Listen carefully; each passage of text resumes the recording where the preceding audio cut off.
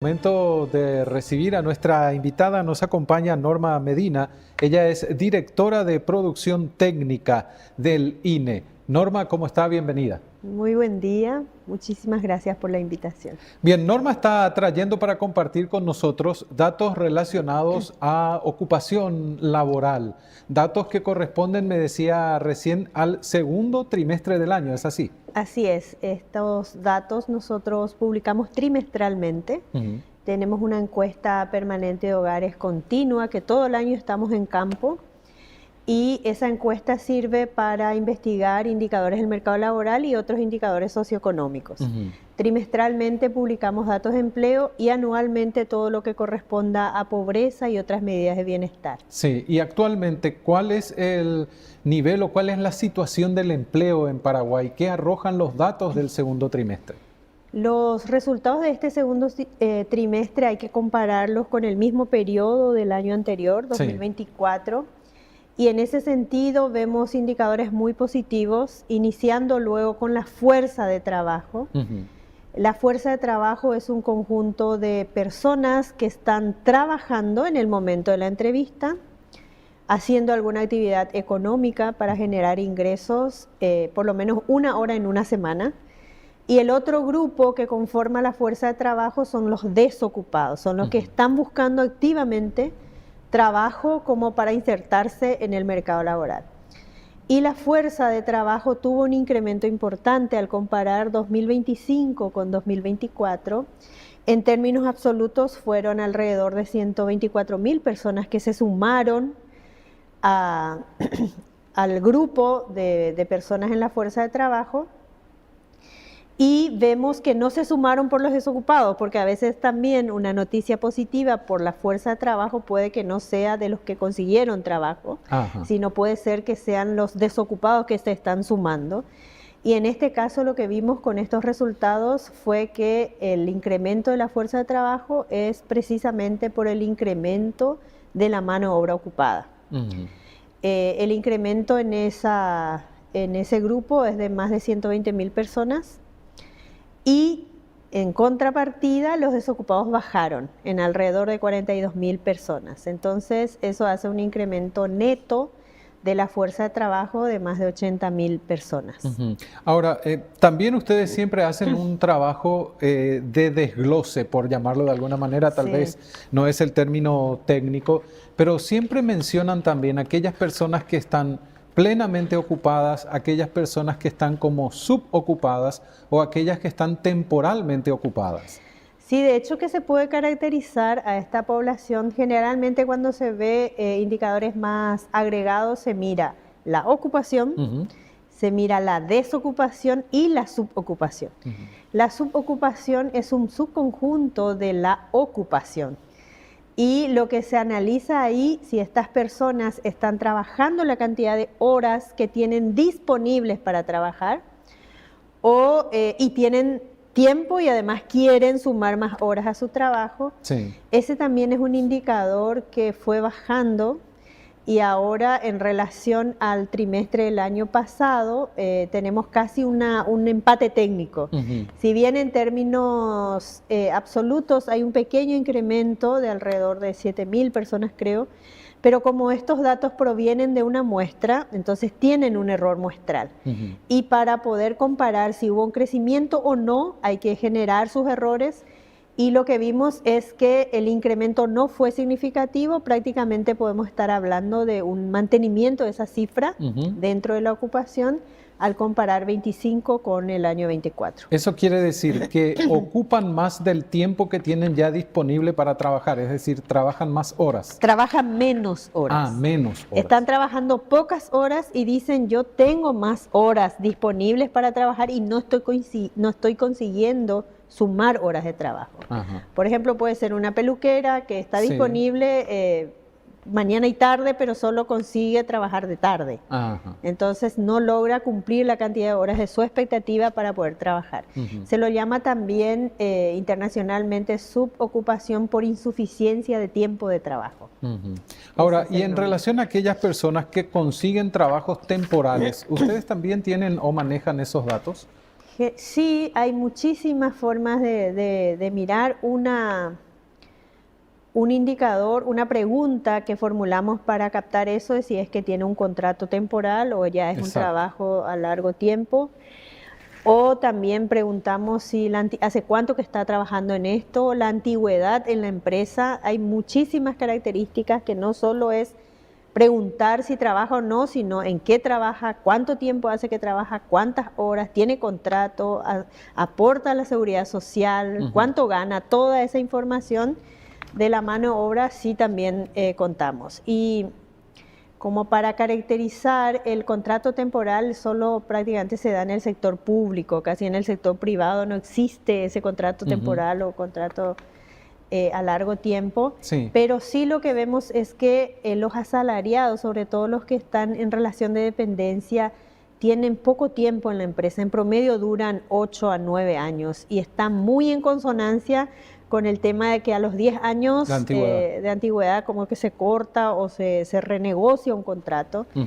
Y solo en el sector público es donde se da mayor antigüedad de los funcionarios y no así en el sector privado. Ahora, ¿qué sectores impulsaron este cambio en el nivel de ocupación? Porque ustedes también dividen por sectores que de alguna manera están generando como mayor ocupación. Históricamente Paraguay siempre tuvo una mano de obra casi la mitad, un poco más de la mitad en el sector terciario. Ese sector terciario está compuesto por el comercio, hoteles, restaurantes y los servicios en general, sean servicios privados o públicos. Y en ese sector es donde se dio un incremento importante de la mano de obra ocupada y es significativo el cambio al comparar 2025 con 2026. Siempre lo que ocurra en ese sector como que cambia un poco el impacto y define el impacto de los indicadores del mercado laboral. Y ahí sí hubo un incremento de alrededor de 92.000 personas.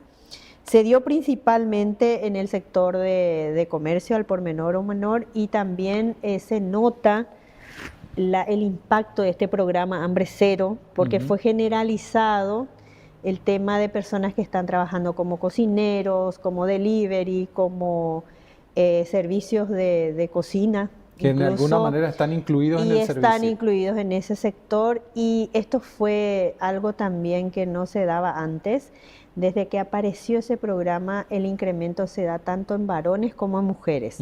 Antes el comercio era la mano de obra masculina siempre era el que definía, pero estamos viendo que también este programa, quizás de manera indirecta, está generando una igualdad de inserción en el mercado laboral de hombres y mujeres. Y de ese total que mencionaba también, ya que hace referencia al género, ¿se puede tener datos de hombres y mujeres en el total general que mencionó del trimestre?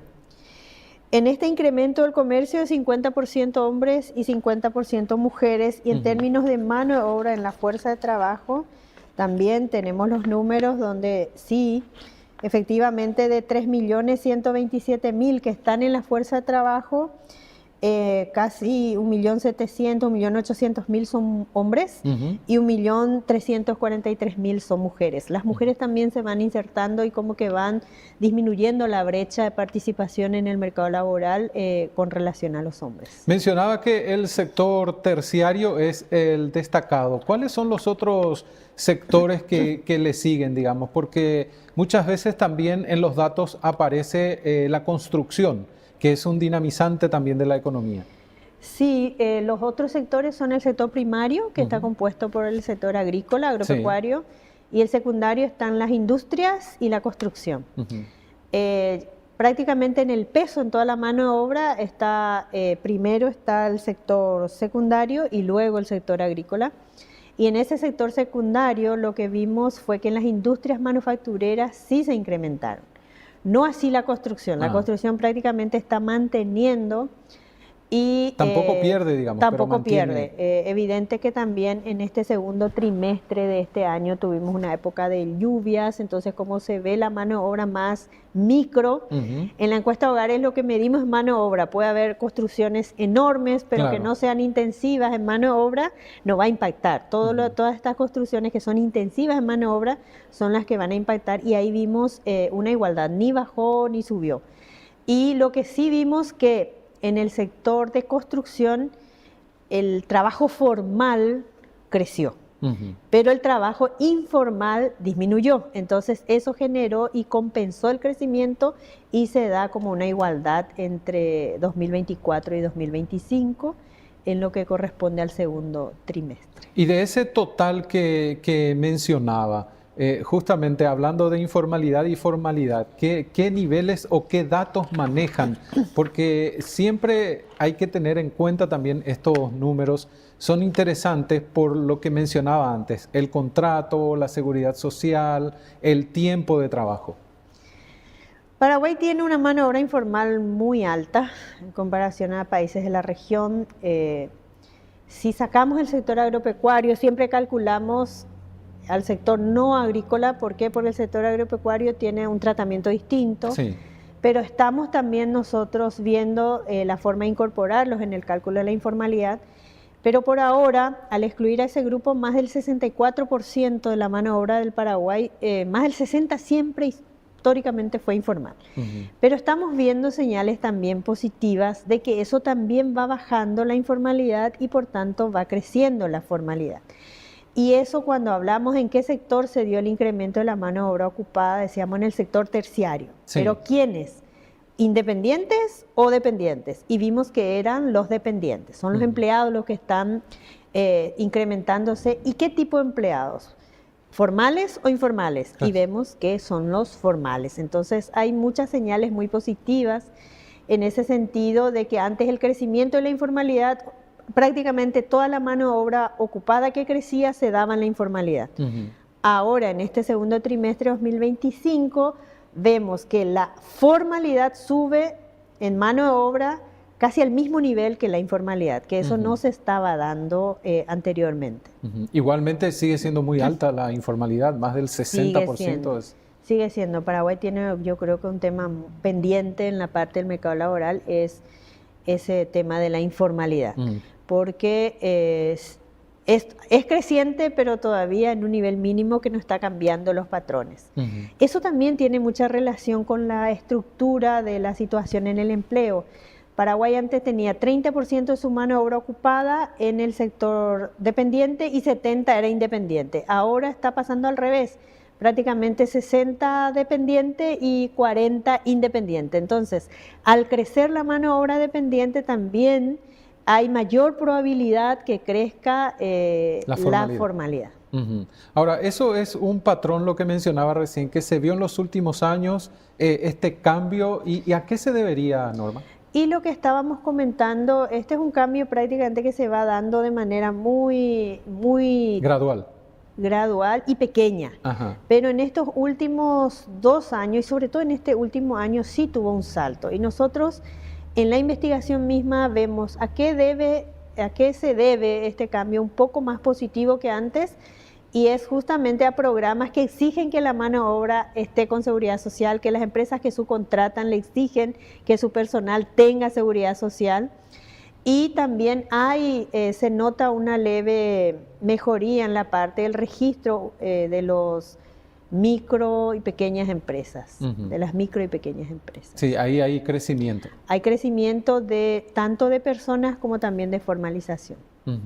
Es importante esto porque al tener en cuenta el empleo también podemos conocer datos del dinamismo que está teniendo la economía, Norma. Es un elemento que indica bastante, ¿verdad? Totalmente. Lo que pase con la mano de obra en Paraguay va a definir incluso la situación de pobreza.